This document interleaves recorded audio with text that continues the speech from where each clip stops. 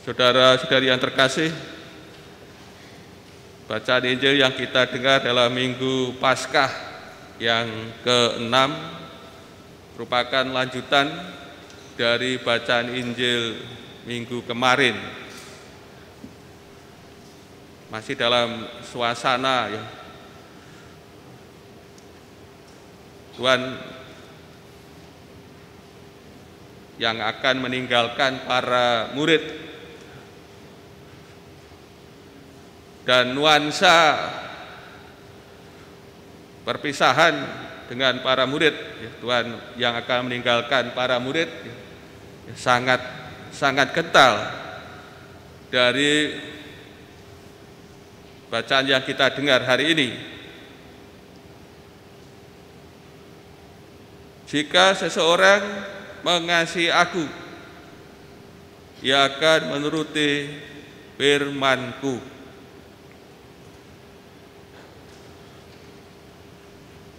Firman ya, firman di sini firman yang disampaikan oleh Tuhan Yesus adalah pewahyuan, baik kasih Bapa maupun kehendak Bapa.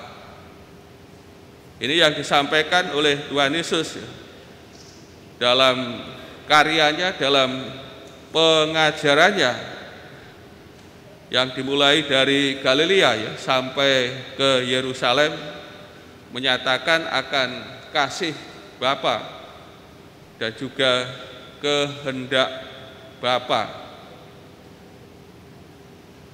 Saudara-saudari kasih,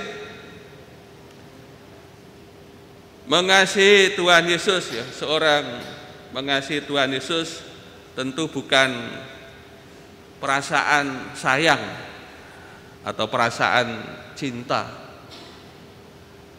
namun sesuai dengan tradisi Taurat, suatu komitmen seorang murid untuk menerima dan menjawab kasih setia Tuhan Yesus dengan sepenuh hati, sepenuh budi, dan sepenuh kekuatan dari manusia, dan melakukan hukum baru, yaitu saling mengasihi. Ini namanya mengasihi. Seorang murid mengasihi Tuhan Yesus berisi demikian ya. Bukan perasaan sayang, perasaan cinta, namun suatu komitmen seorang murid untuk ya, menjawab kasih setia Tuhan dengan keutuhan pribadi manusia, baik hati, budi, dan kekuatan, dan melakukan perintah baru, yaitu saling mengasihi. Tuhan Yesus telah menyatakan kasih-Nya dalam peristiwa pembasuhan kaki para murid. Di situ ditunjukkan bagaimana Yesus sebagai guru dan Tuhan membasuh kaki murid-muridnya. Ini kasih-Nya nampak ya, cintanya nampak kepada para murid, dan akan mencapai puncaknya dalam peristiwa salib. Bagaimana Tuhan Bapa disalib dalam rangka mengasihi para murid, mengasihi umat manusia. Murid yang mengasihi Tuhan Yesus ya, akan dikasihi oleh Bapa, dan anak dan Bapa akan datang dan membuat kediaman bersama murid yang mengasihi Tuhan Yesus. Saudara-saudari yang kasih, murid yang melakukan firman Tuhan Yesus dilawankan dengan orang yang tidak mengasihi Tuhan dan tentu tidak akan melakukan firman Tuhan Yesus. Maka orang yang tidak mengasihi dan juga tidak melakukan firman Yesus, Tuhan Yesus tidak akan datang dan menyatakan dirinya di tengah-tengah mereka, yaitu orang yang tidak mengasihi Dia. Maka di sini sekaligus Tuhan Yesus menjawab pertanyaan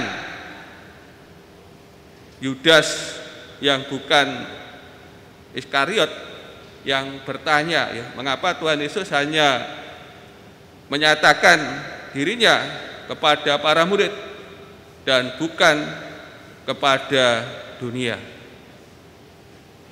Yaitu dunia sini adalah orang-orang yang tidak mengasihi Tuhan Yesus dan menuruti firman-Nya. Saudara-saudari yang kasih,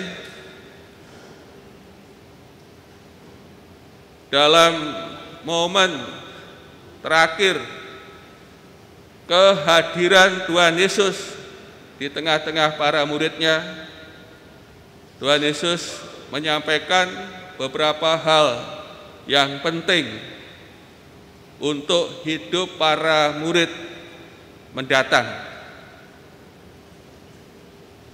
Pertama,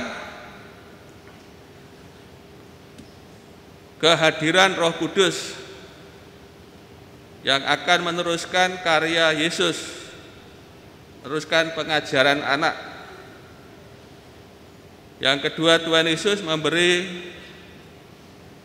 damai sejahtera bagi para murid. Dan yang ketiga, para murid akan bersukacita.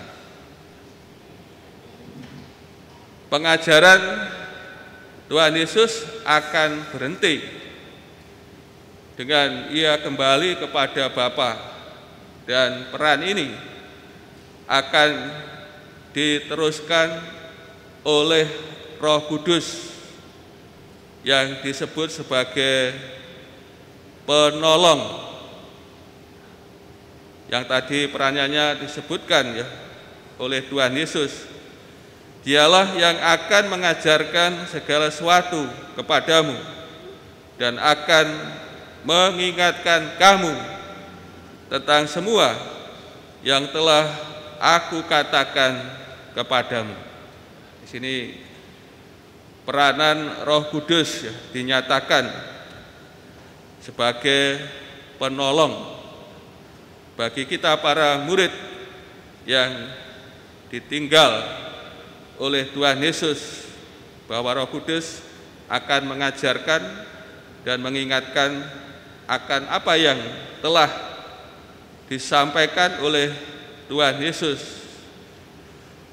Yang sebelumnya para murid belum mengerti makna ajaran Tuhan Yesus, maka dengan peranan Roh Kudus para murid akan mengerti makna dari ajaran Tuhan Yesus. Saudara-saudari yang kasih, kepergian Tuhan Yesus kepada Bapa, Dia meninggalkan damai sejahtera. Damai aku tinggalkan bagimu, damaiku akan kuberikan kepadamu. Tuhan Yesus meninggalkan damai sejahtera, dan damai ini tidak seperti yang diberikan oleh dunia, bukan damai duniawi yang hanya bersifat tidak ada kekerasan atau kekejaman untuk sementara waktu. Namun damai yang dijanjikan Tuhan ini adalah damai Allah, keutuhan, shalom, yang di dalamnya ada keselamatan, ya, ada kehidupan. Dan damai ini diberikan melalui Roh yang akan membebaskan para murid dari rasa takut, rasa terpisah dan jauh dari Allah. Dan bentuk damai yang lain tergantung dari damai dari Allah ini. Saudara-saudari yang kasih, dengan Tuhan memberikan damai kepada para murid, tentu para murid ya, tidak gentar, ya, tidak takut berada di dunia ini, dan juga membuat para murid ya, berani dalam menghadapi tantangan-tantangan hidup di dunia ini. Dan kepergian Tuhan Yesus kepada Bapa untuk menyediakan tempat bagi para murid, dan kepergian Tuhan Yesus untuk dimuliakan oleh Bapa, ini menjadi alasan bagi para murid ya, bersukacita. Ya, karena aku pergi kepada Bapakku untuk menyediakan ya, para murid telah menyediakan tempat bagi para murid ya, Tuhan Yesus ya akan kembali dan menjemput para murid, sehingga para murid ada bersama dengan Tuhan sendiri. Saudara-saudari yang kasih, melalui sabda Tuhan ini kita disadarkan dan diingatkan dan juga diteguhkan, meskipun Tuhan Yesus telah kembali kepada Bapa, dimuliakan di surga, namun kita para muridnya tidak ditinggalkan begitu saja ada di dunia ini. Kita dianugerahi Roh Kudus yang senantiasa meneruskan ya, karya Yesus, kehadirannya, bukan kehadiran secara fisik, namun kehadiran secara rohani. Dan peranan Roh Kudus melakukan dan melanjutkan peranan yang selama ini dikerjakan oleh Tuhan Yesus Kristus sendiri, mengajar dan mengingatkan akan sabda Yesus. Dan kita juga diberi damai ya, ditinggali damai oleh Tuhan ya, damai ilahi diberikan kepada kita. Dan ini yang senantiasa ya memberi hiburan, memberi kekuatan, dan juga dalam hidup di dunia ini kita merasa ya tidak jauh dan terpisah dari Allah. Ini yang kita rasakan atas anugerah Roh Kudus, atas anugerah damai Tuhan yang diberikan kepada kita para murid yang berjuang di dunia ini ya, tidak merasa sendiri, dan kita juga tidak merasa jauh dan terpisah ya, dari Allah. Untuk itu, para saudara yang terkasih, mari kita senantiasa ya, melaksanakan firman Tuhan. Mari kita senantiasa mengasihi Tuhan kita Yesus Kristus yang telah terlebih dahulu mengasihi kita para murid-Nya. Kasih kita kepada Tuhan yaitu suatu komitmen untuk menerima dan menjawab kasih setia Tuhan dengan keutuhan diri kita, dengan segenap hati, budi, dan kekuatan kita. Dan terlebih juga Tuhan telah memberi perintah baru. Namanya perintah tentu harus kita laksanakan, yaitu perintah baru untuk saling mengasihi.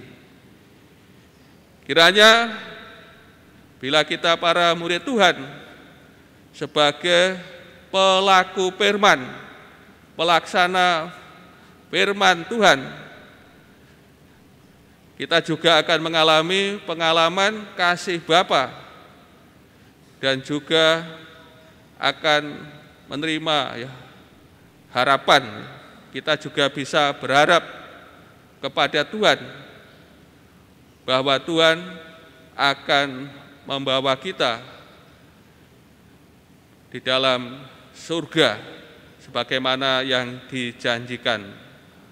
Untuk itu marilah kita dengan tekun, dengan sungguh-sungguh menjadi pelaksana firman Tuhan, pelaku firman Tuhan, maka pengalaman kasih Bapa dan juga kita akan mempunyai harapan akan bersatu dengan Tuhan kita Yesus Kristus di rumah Bapa.